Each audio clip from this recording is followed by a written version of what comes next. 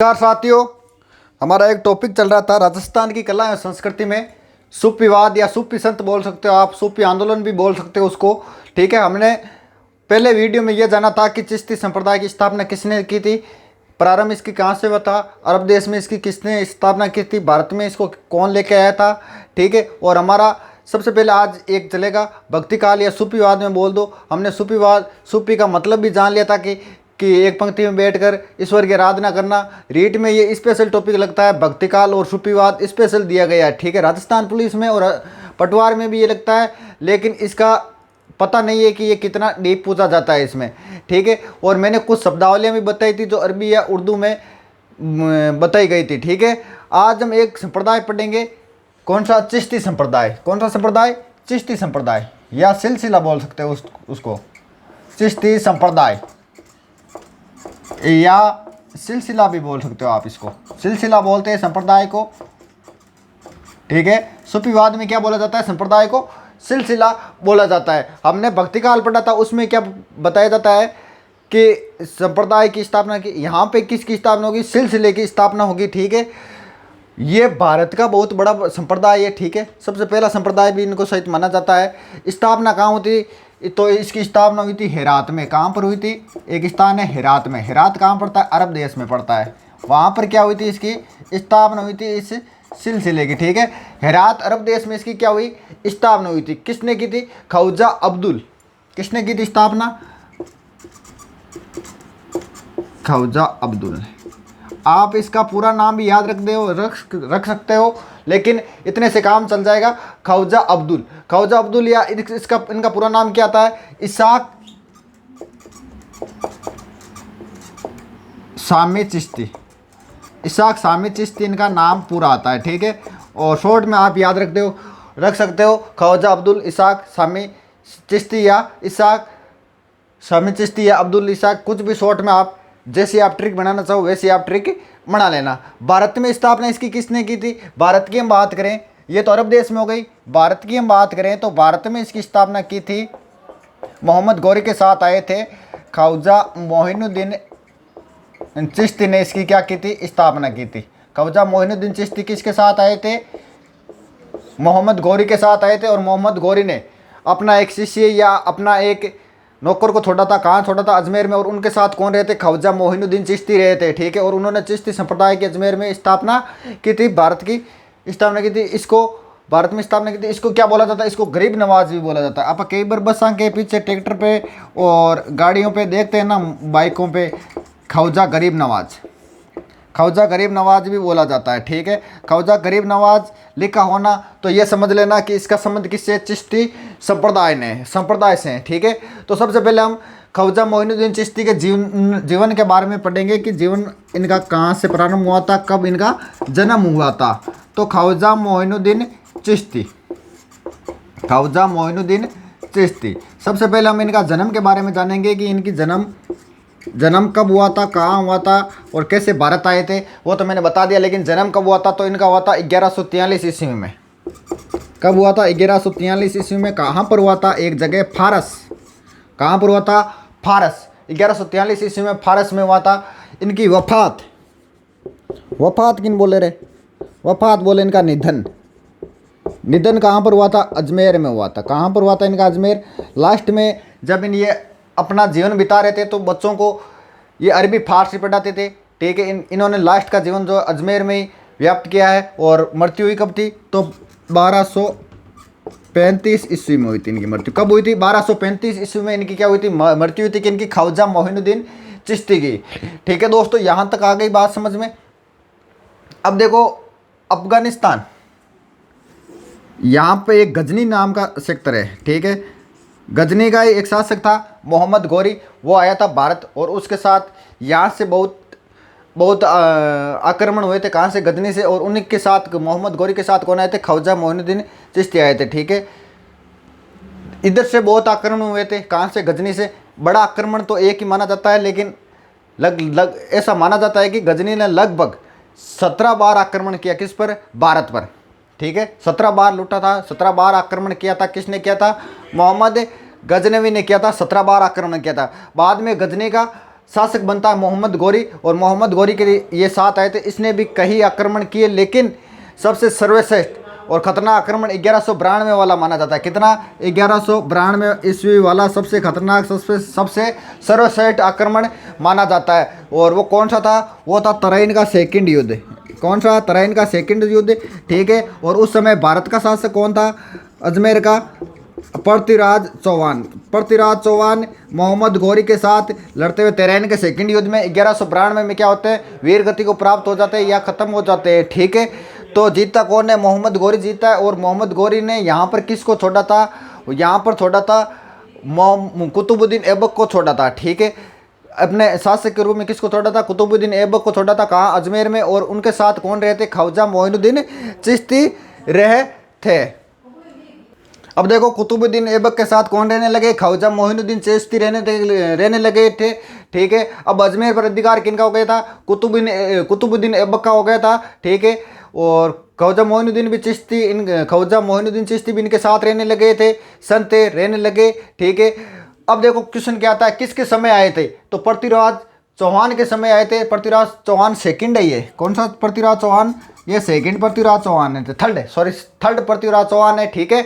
और किसके साथ आए थे? मोहम्मद गौरी के साथ आए थे, ठीक है। ख्वाजा मोइनुद्दीन चिश्ती बच्चों को लास्ट के समय में क्या पढ़ाते थे? अरबी और फारसी पढ़ाते थे। क्या पढ़ाते थे? अरबी और फारसी की क्या देते थे? शिक्षा देते थे। कहाँ पर? अजमेर में ही देते थे, ठीक है। अजमेर में देते थे। कौन? ख्वाजा मोइनुद्दीन चिश्ती, ठीक है। और वहाँ पर भी इनका क्या हो जाता है? निधन हो जाता है। कब हुआ? इनका 1235 ईस्वी में वहाँ पर अजमेर में वहाँ पर निधन हो जाता है। जहाँ पर इन्हें गाड़ा गया था वहाँ पर आज एक दरगाह बनी हुई है, बहुत बड़ी दरगाह है, भारत की चिश्ती संप्रदाय की बहुत बड़ी दरगाह है। यहाँ पर बड़े बड़े लोग, बड़ी दूर दूर से लोग चदर चढ़ाने आते हैं, ठीक है। इनकी पूजा करते हैं। और लगता है आप लगभग लोग गए होंगे, नहीं गए तो मैं बता दूं आपको।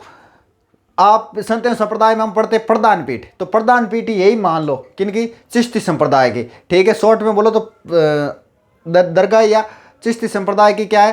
प्रधान पीठ मान लो, ठीक है। आसानी से आपको समझ में आएगा। जहाँ पर इनको गाड़ा था वहाँ पर क्या बनी हुई है? दरगाह बनी है, जो चिश्ती संप्रदाय की सबसे बड़ी दरगाह है, या प्रधान पीठ बोल दो। तो दरगाह का निर्माण प्रारंभ किसने किया था?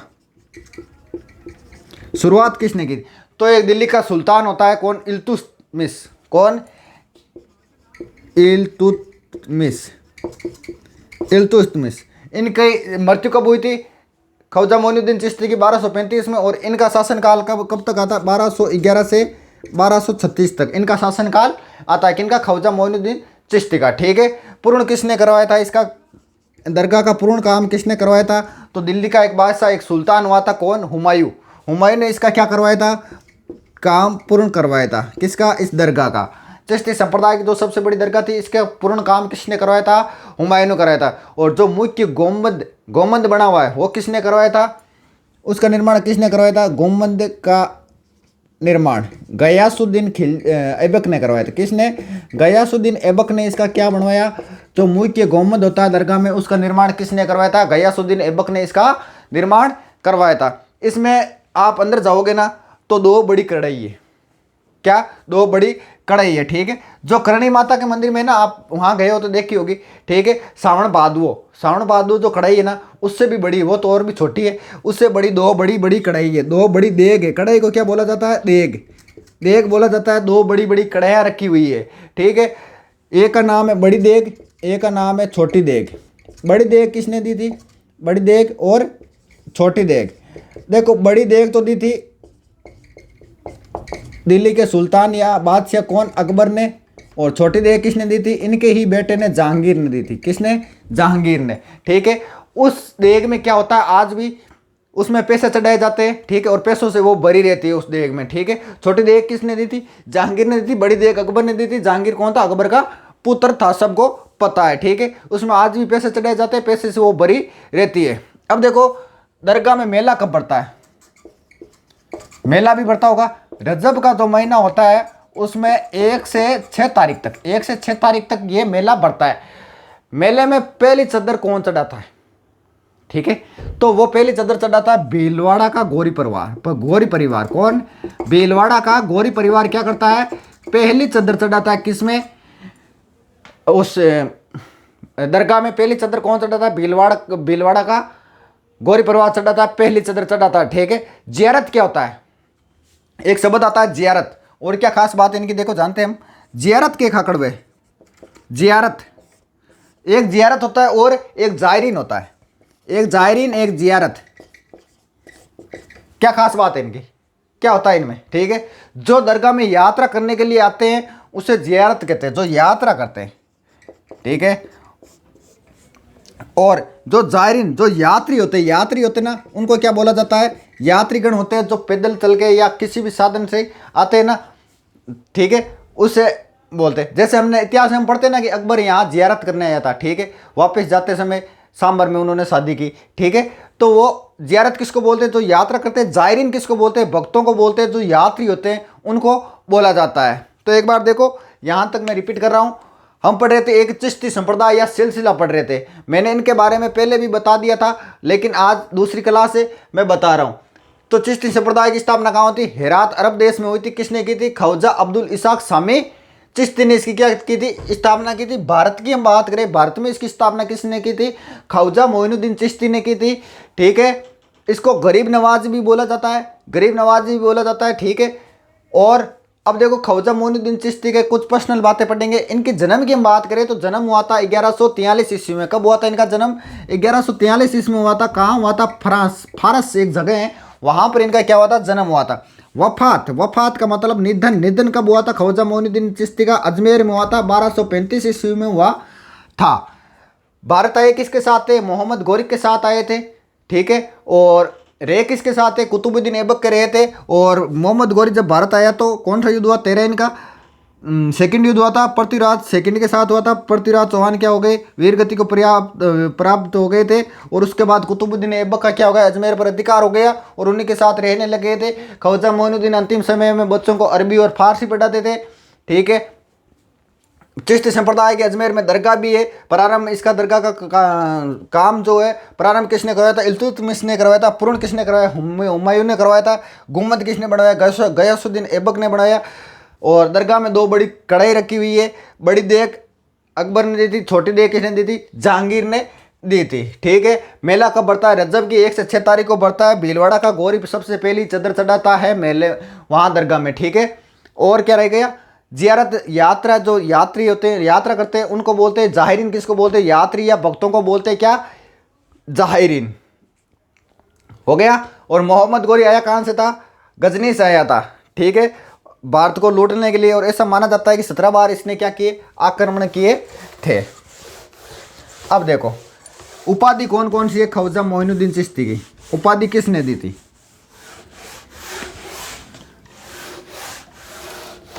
ख्वाजा मोइनुद्दीन चिश्ती की उपाधि,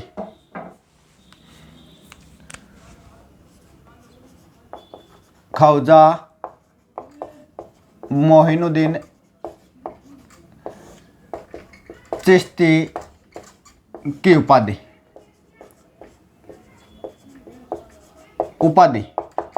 ख्वाजा मोइनुद्दीन चिश्ती की उपाधि। तो इनके पास एक उपाधि थी सुल्तान अल हिंद। कौन सी उपाधि थी? सुल्तान अल हिंद की इनके पास क्या थी? उपाधि थी। ठीक है, दी किसने थी? तो मोहम्मद गोरी ने दी थी। किसने दी थी इनको? मोहम्मद गोरी ने दी थी। मोहम्मद गोरी किसने दी थी? मोहम्मद गोरी ने इनको उपाधि दी। कौन सी? सुल्तान अल हिंद, मतलब हिंदुस्तान का आध्यात्मिक गुरु माना है इनको। क्या माना है? हिंदुस्तान का आध्यात्मिक गुरु। हिंदुस्तान भारत का या हिंदुस्तान का आध्यात्मिक गुरु किसने कहा है भाई? मोहम्मद गोरी ने कहा है। किनको? ख्वाजा मोइनुद्दीन चिश्ती को। इनको सांप्रदायिकता का संत भी कहा जाता है। क्या? सांप्रदायिकता का संत। किनको? ख्वाजा मोइनुद्दीन चिश्ती को सांप्रदायिकता का संत भी कहा जाता है। ठीक है, सांप्रदायिकता का संत भी कहा जाता है। किसको? ख्वाजा मोइनुद्दीन चिश्ती को। मतलब इन्होंने हिंदू और मुस्लिम को एक करने की कोशिश की थी। किनको? हिंदू प्लस मुस्लिम को एक करने की कोशिश की थी। किसने? ख्वाजा मोइनुद्दीन चिश्ती ने हिंदू मुस्लिम को एकता लाने की कोशिश की थी। ठीक है, सांप्रदायिकता का संत किसे कहते हैं? ख्वाजा मोइनुद्दीन चिश्ती को कहते हैं। और दरगाह में आज भी हम देखते हैं हिंदू और मुस्लिम दोनों जाते हैं, दर्शन करते हैं, पूजा करते हैं, ठीक है, और चदर भी चढ़ाते हैं ख्वाजा मोइनुद्दीन चिश्ती के दरगाह में। अब देखो मोइनुद्दीन चिश्ती के शिष्य कौन कौन से थे? मोइनुद्दीन चिश्ती के शिष्य कौन कौन से थे? शिष्य की हम बात करें, इनके शिष्य, तो मुख्य इनके 2 शिष्य आते हैं।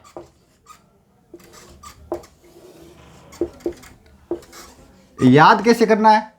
काकी नागौरी में याद रख लियो, काकी नागौरी। पहलो है कुतुबुद्दीन बख्तियार काकी। केपोर काकी कहाँ की थी? हमीनुद्दीन नागौरी, ठीक है, काकी नागौरी, हमीनुद्दीन नागौरी और कुतुबुद्दीन बख्तियार क्या थे? शिष्य थे किनके? ख्वाजा मोइनुद्दीन चिश्ती की।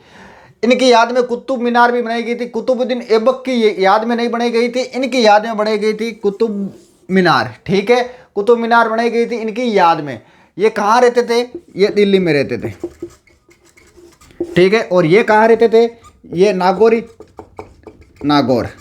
नाचे, ठीक है, नागौर में रहते, इसलिए नागौरी बोला जाता है। शुरू कुतुब मीनार का किसने किया था? शुरू काम किया था कुतुबुद्दीन ऐबक ने किया था, ठीक है, और ख़त्म इसका किसने किया था? पूर्ण किसने किया था? एक नाम आता है इल्तुतमिश। देखो इल्तुतमिश ने कुतुब मीनार का काम ख़त्म किया था, हाँ, कुतुब मीनार का काम ख़त्म किया था। और जो अकबर की ख्वाजा मोइनुद्दीन चिश्ती की जो दरगाह है उसका काम शुरू किसने किया था? इल्तुतमिश ने किया था। और कुतुब मीनार का काम पूर्ण किसने किया था? इल्तुतमिश ने किया था। यहाँ देख लेना, कुतुब मीनार का काम पूर्ण किसने किया था? इल्तुतमिश ने किया था। और उस दरगाह का काम शुरू किसने किया था? इल्तुतमिश ने किया था। अब देखो हमीनुद्दीन नागौरी, ये नागौर में रहते थे और ये दिल्ली में रहते थे, ठीक है, ये दिल्ली में, ये नागौर में। कुतुबुद्दीन ऐबक ने इनकी याद में क्या बनाया? कुतुब मीनार बनवाया। और इल्तुतमिश ने इसको क्या करवाया? ख़त्म कराया, इसका काम पूर्ण करवाया। इन्हें सन्यासियों का सुल्तान भी कहते हैं। हमीनुद्दीन नागौरी को क्या बोलते हैं? सन्यासियों का सुल्तान क्या बोला जाता है? सन्यासियों का सुल्तान बोला जाता है। किसको बोला जाता है? हमीनुद्दीन नागौरी को बोला जाता है। क्या बोला जाता है? सन्यासियों का सुल्तान बोला जाता है, ठीक है।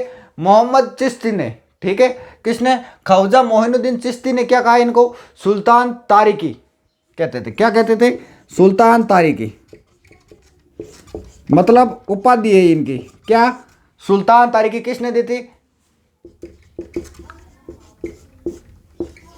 ख्वाजा मोइनुद्दीन चिश्ती ने दी थी, ठीक है दोस्तों।